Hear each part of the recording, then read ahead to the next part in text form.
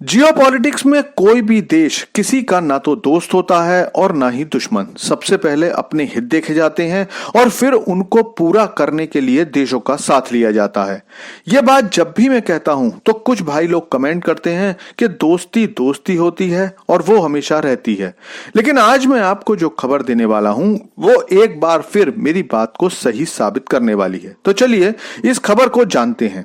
दरअसल भारत ने ताजिकिस्तान की राजधानी दुशांबे में स्थित एनी एयरबेस को खाली कर दिया है। मीडिया न्यूज में कहा गया है कि ताजिकिस्तान ने भारत से एनी एयरबेस को खाली करने की रिक्वेस्ट की थी और भारत ने उसे तुरंत खाली करने के लिए हामी भर दी।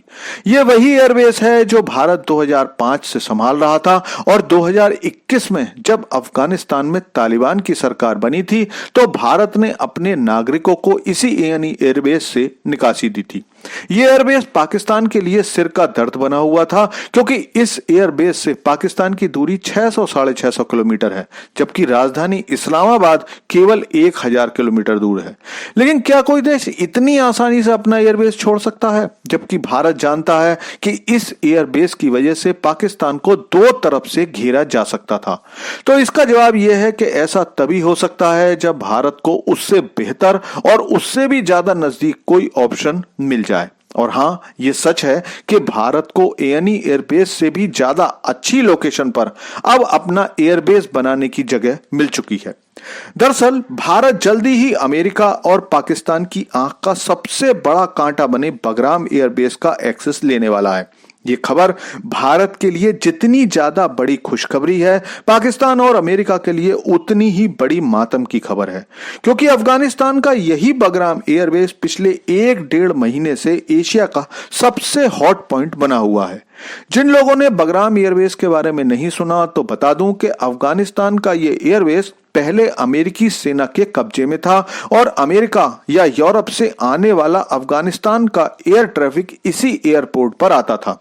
अमेरिका इस एयरपोर्ट से केवल अफगानिस्तान पर कंट्रोल नहीं करता था, बल्कि इसी एयरबेस से अमेरिका पाकिस्तान के उन इलाकों पर भी नजर रखता था जहां पर टीटीपी ऑपरेट करती थी। 2021 में अमेरिका इस एयरबेस को छोड़कर तो चला गया, लेकिन पिछले 4 सालों में जियोपॉलिटिक्स ने इतनी तेजी से बदलाव हुआ है, उसके बाद अमेरिका को लगता है कि उससे जल्दबाजी में बहुत बड़ी गलती हो गई है, क्योंकि बगराम छोड़ने के बाद इस पूरे इलाके से उसकी प्रेजेंस लगभग खत्म हो गई है। इसीलिए पिछले दिनों राष्ट्रपति ट्रंप ने एक बार फिर बगराम पर अमेरिकी कब्जे की बात की थी। पाकिस्तान भी अफगानिस्तान से लड़ाई इसीलिए कर रहा है कि अमेरिका बीच बचाव करेगा और इस इलाके की शांति का बहाना बनाकर बगराम एयरबेस पर आ जाएगा। लेकिन अब इस इलाके पर भारत की जबरदस्त डिप्लोमेसी का असर देखा जा सकता है। पिछले दिनों भारत आए अफगानिस्तान के विदेश मंत्री मुत्तकी से भारत ने बगराम एयरबेस लिया। बदले में अफगानिस्तान और भारत के कूटनीतिक संबंध स्थापित किए, मिनरल्स डील को पक्का किया और काबुल नदी पर बांध बनाने के लिए अफगानिस्तान को पूरा सहयोग देने की हामी भर दी। और भारत के इस कदम से पाकिस्तान के साथ साथ अमेरिका की नींद भी उड़ गई है।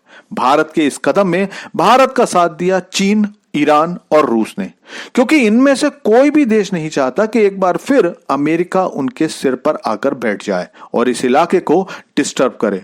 और इसीलिए रूस, चीन और ईरान ने भारत का अगर खुलकर समर्थन नहीं किया तो किसी भी स्तर पर विरोध भी नहीं किया, जिसकी वजह से बगराम एयरबेस भारत को अब मिल गया है।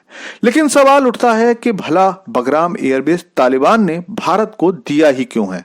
क्योंकि किसी दूसरे देश को अपने देश में जगह देना खतरा पैदा करता है। तो मैं आपको बता दूं कि अफगानिस्तान को भारत से जो भी मदद जाती है वो पहले पाकिस्तान से जाती थी और उसके बाद ईरान के चाबहार पोर्ट के रास्ते पहुंचती थी।